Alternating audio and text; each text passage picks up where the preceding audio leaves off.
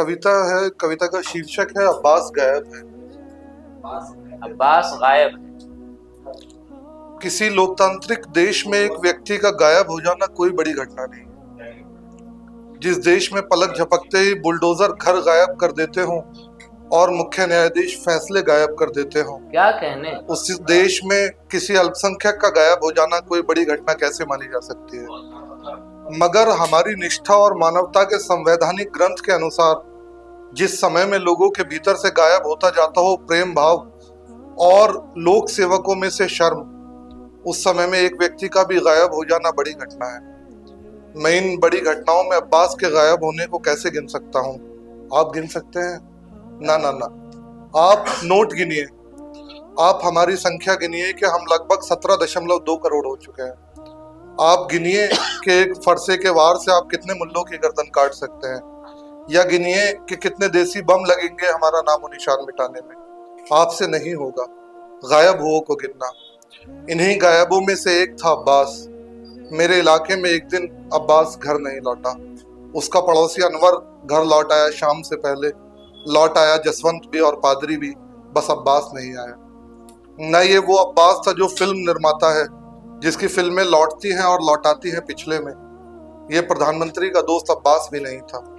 ये अब्बास था बेलदार अब्बास, जिसकी हथेलियों पर मिट्टी खोदने की वजह से विश्व का नक्शा उभर आया था।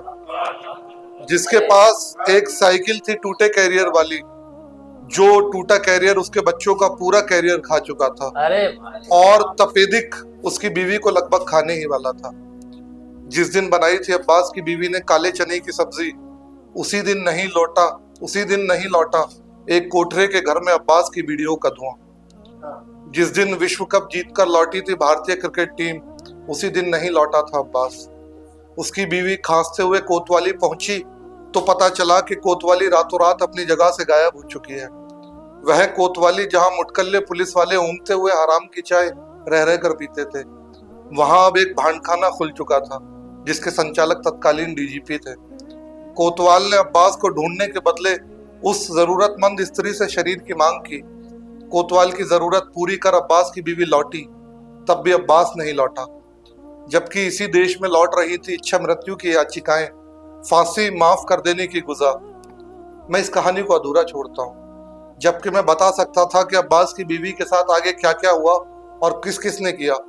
मैं बता सकता हूँ कि मुल्ला, इमाम, अमीर, विधायक, सांसद, मुख्यमंत्री, जिला अल्पसंख्यक कल्याण अधिकारी, जिलाधिकारी, अल्पसंख्यक आयोग, प्रधानमंत्री, राष्ट्रपति, एसीपी, डीसीपी, डीजीपी, अल्पसंख्यक कल्याण मंत्रालय, अहले सुन्नत वल जमात, all India Ulema wa Mashaikh board, Jamiat Ulema Hind, all India Shia board, Rashtriya Ulema council, all India Muslim personal law board, Jamaat Islami, Tablighi Jamaat के कारकुनान, इन सब ने क्या क्या किया और क्या क्या कर सकते थे।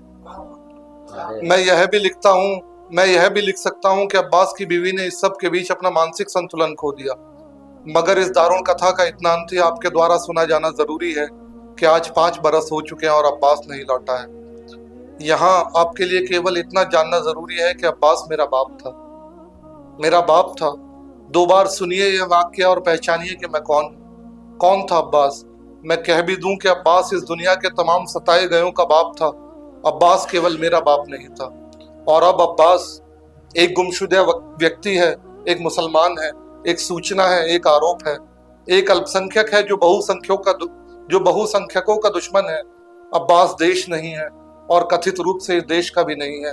अब्बास मलेच्छ है, न शिया न सुन्नी, बस एक पहचान कटी नुन्नी। अब्बास वो सब कुछ है जो घृणा की अंतिम सीमा पर कहा जा सकता है, मगर अब्बास इंसान भी है, हाड़ मास का एक इंसान अब्बास वही गायब है। केस नंबर 624/2405 है बटे धारा 346 भारतीय दंड संहिता। अब्बास के बारे में पुलिस की फाइनल रिपोर्ट कहती है कि उसने पाकिस्तान जाने से इनकार कर दिया था। साला चूतिया।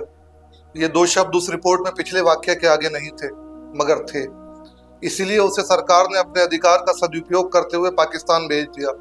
उसके परिजनों के संबंध में रिपोर्ट कहती है, चूंकि एक पाकिस्तानी नागरिक को हिंदुस्तान में बीवी बच्चे रखने का कानूनी हक नहीं है, इसलिए उन्हें गायब करना हमारी कानूनी मजबूरी थी। उसकी पागल पत्नी को रेल पटरी पर बांधने में हमें बड़ी मशक्कत करनी पड़ी। इस घटनाक्रम में एक पुरुष कांस्टेबल और एक महिला कांस्टेबल के पैर में मोच आई, जिन्हें उपचार के लिए जिला चिकित्सालय भेज दिया गया।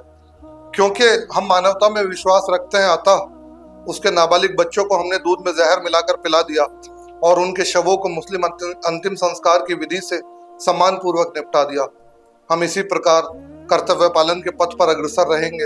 हम भारतीय कानून व संविधान के प्रति अपनी सच्ची निष्ठा व्यक्त करते हैं। संविधान की जय हो, जय हिंद। लेकिन यह बात यहीं खत्म नहीं होती। अब्बास अब एक नाम भर नहीं रहा है, वह केवल एक फाइनल रिपोर्ट में तो आ नहीं सकता, इसलिए वह सड़कों पर निकल आया है। संक्षेप में अब अब्बास एक देशव्यापी आवाज बनकर उभर चुका है और उसका गायब होना इसी देश में एक आंदोलन बन चुका है। उसी गायब अब्बास की याद में हर बरस मातम होता है और लोग काले कपड़े पहने हुए खुद को दुत्कारते हैं, सामूहिक स्वर में कहते हुए, हाय अब्बास अलमदार, मिस्कीनों के अलमबरदार। मगर अब्बास नहीं लौटते, न अब्बास इब्न अली और न वो जो अब्बास मेरा बाप है। दोनों सैकड़ों करबलाओं के बाद भी घर नहीं लौटे।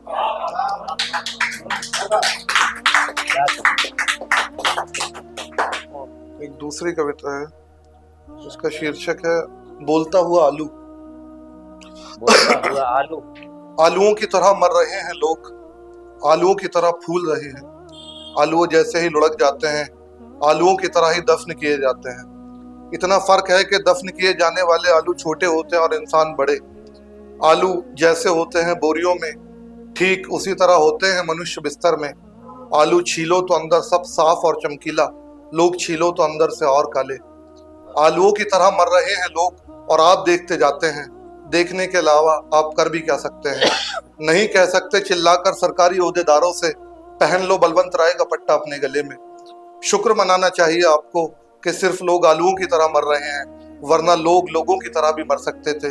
महामारी में जाने वाली जानों की तरह भी जा सकती थी जान, और अपनी नाकामी छिपाने के लिए कह सकता था गुजराती रामी रेड्डी।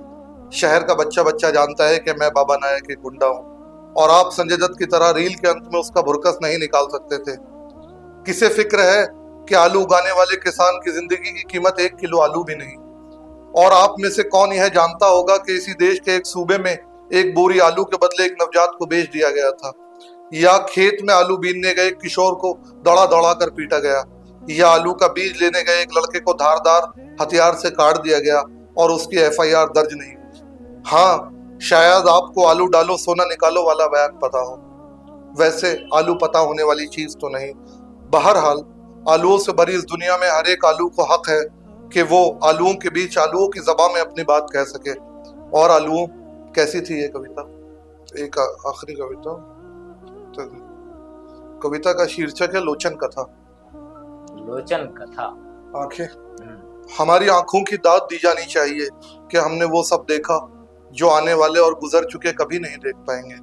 हमें केवल कुमार सानू, अलका याग्निक, उदित नारायण वाली 90 के दशक की पीढ़ी के तौर पर नहीं सराहा जाना चाहिए। हमें उस पीढ़ी के तौर पर पहचाना जाना चाहिए जिसने अपनी आंखों के सामने एक महामारी को गुजरते देखा, लोगों को मरते देखा। हमारी आंखें वही आंखें थी जिन्होंने देखा कि जान कितनी सस्ती है और सिलेंडर कितने महंगे। हम उसी नस्ल के नौजवान हैं जिस नस्ल की बादशाह आंख फोड़ना चाहता था।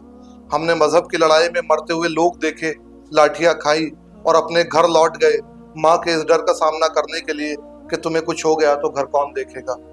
हमारी हाथों को पुचकार मिलनी चाहिए। इन्हीं हाथों से हमने ऐसे ऐसे शवों को दफनाया जिनमें जान होती तो धरती का मान जरा और बढ़ जाता। हमारे कांपते हाथों के उधार चुंबन किसी लाल बही में दर्ज होने चाहिए।